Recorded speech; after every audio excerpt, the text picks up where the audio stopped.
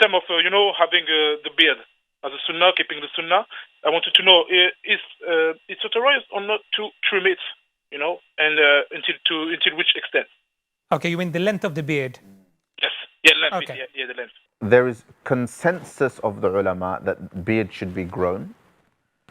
And the vast majority of scholars say that it should be grown to a fist length at least, and it is permissible to trim past that, right? Most scholars say that it is obligatory to maintain that kind of length, the fist length, roughly what my beard is, right? Especially the bottom part. This doesn't grow to a fist length. I am Bengali after all, and we have thin beards. Everyone is different.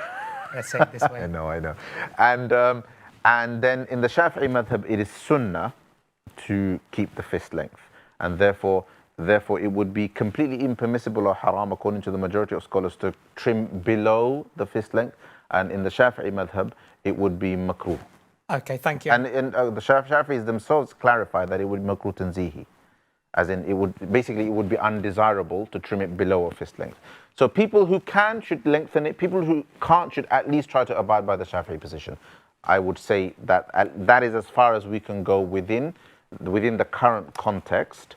It is haram by consensus, unanimously. It's haram to shave.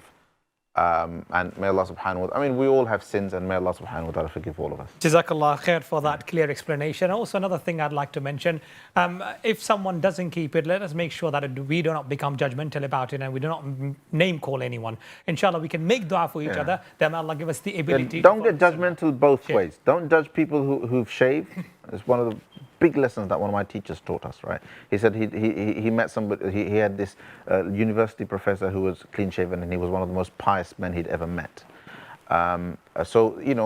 People have their own reasons. And secondly, don't judge the other way. Oh, the guy's got a big beard, therefore he's super pious, right? Because neither of those assumptions is true. People's piety is their own. The ruling in Sharia is what we're talking about. We're not judging people. Thank you ever so much. And also, I know of many brothers that have got medical condition that doesn't allow them to keep have their beard. And everyone has their own. But regardless, if one person is remiss because they don't keep a beard, then I'm remiss because I don't get up for my fajr. Correct. Right? This is a worse sin. Inshallah. Thank you very much for that clarification.